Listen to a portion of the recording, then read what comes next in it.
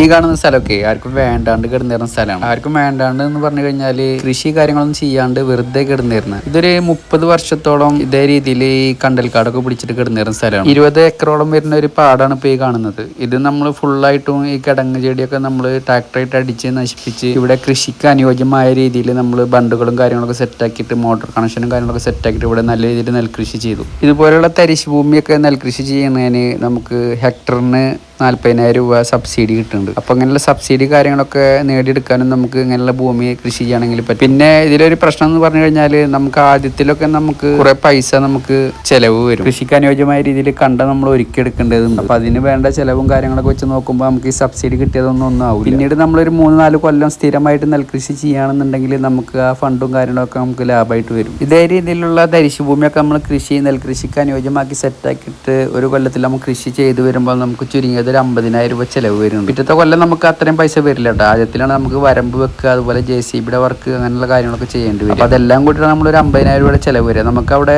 നല്ല രീതിയിൽ കൃഷി ചെയ്തിട്ട് ഒരു 2500 കിലോ നെല്ലൊക്കെ കിട്ടുകയാണെന്നുണ്ടെങ്കിൽ ഒരു ഏക്കർക്ക് നമുക്കൊരു 75,000 രൂപ നെല്ല്. അങ്ങനെ നോക്കുമ്പോൾ നമുക്ക് ഫസ്റ്റത്തെ കൊല്ലം ഒരു 50,000 രൂപ ചിലവ് വരുന്നുണ്ട്. പിന്നെ ഹെക്ടർ എന്ന് പറഞ്ഞു കഴിഞ്ഞാൽ ഒരു ഹെക്ടർ 2.5 ഏക്കർക്കാണ് കേട്ടോ 35,000 രൂപ സബ്സിഡി കിട്ടുക. ഒരു ഏക്കർക്ക് നമുക്ക് ചിലവ് 50,000 രൂപ അടുത്ത് വരും. പിറ്റത്തെ പ്രാവശ്യം നമുക്ക് ഒരു 30,000 രൂപ അടുത്തൊക്കെ നമുക്ക് ചിലവ് വരുള്ളൂ. അതുപോലെ തന്നെ നമ്മൾ തരിശ് ഭൂമി പോലത്തെ സ്ഥലങ്ങളിലൊക്കെ നമ്മൾ കൃഷി ചെയ്യുകയാണെന്നുണ്ടെങ്കിൽ നല്ല രീതിയിലുള്ള വളം കാര്യങ്ങളൊക്കെ അവിടെ തന്നെ ഉണ്ടാവും. കാരണം എല്ലാ കൊല്ലം നമ്മൾ നെൽകൃഷി ചെയ്യുന്ന സ്ഥലങ്ങളിൽ നമുക്ക് വിളവ് കുറവാണ് ഉണ്ടാവാറ്. കാരണം അവിടെ നമുക്ക് നല്ല രീതിയിൽ രാസവളം കാര്യങ്ങളൊക്കെ ഇടേണ്ടി വരും. ഇങ്ങനെയുള്ള സ്ഥലമാകുമ്പോൾ നമുക്ക് അത് നല്ല വളക്കൂറുള്ള മണ്ണൊക്കെ ആയിരിക്കും. അപ്പോൾ ആദ്യത്തിൽ നമുക്ക് വല്ലാണ്ട് വളം ഇട്ടിട്ട് നമുക്ക് പൈസ കളയേണ്ട ആവശ്യമില്ല. അതുപോലെ തന്നെ ഇതുപോലെയുള്ള പുഞ്ചപ്പാടം കാര്യമൊക്കെ ആണെന്നുണ്ടെങ്കിൽ നല്ല രീതിയിൽ കുളവാഴ, അതല്ലെങ്കിൽ ഇതുപോലുള്ള കണ്ടൽക്കാടൊക്കെ നമ്മൾ അവിടെ ഫുള്ളായിട്ട് ട്രാക്ടറായിട്ട് അടിച്ചു കഴിഞ്ഞാൽ ഇതൊരു 5-10 ദിവസം നമ്മൾ വെള്ളത്തിൽ മുങ്ങിക്കിടക്കും. അത് നല്ല രീതിയിൽ ചീഞ്ഞിട്ട് പിന്നീട് വീണ്ടും നമ്മളൊരു ട്രാക്ടർ വീണ്ടും അതിലേക്ക് അടിക്കും. അപ്പൊ അടിച്ചു കഴിഞ്ഞാൽ ചെളിയിൽ കുഴഞ്ഞിട്ട് ചീഞ്ഞ് ക്ലിയർ ആയി കിട്ടും. അപ്പൊ നമുക്ക് അതൊക്കെ നല്ല രീതിയിലുള്ള വളമായിട്ട് കിട്ടുന്നേ നമുക്ക് കണ്ടത്. പ്രത്യേകിച്ച് രാസവളം കാര്യങ്ങളൊന്നും കൂടുതലായിട്ട് ഇടേണ്ട. അതുപോലെ തന്നെ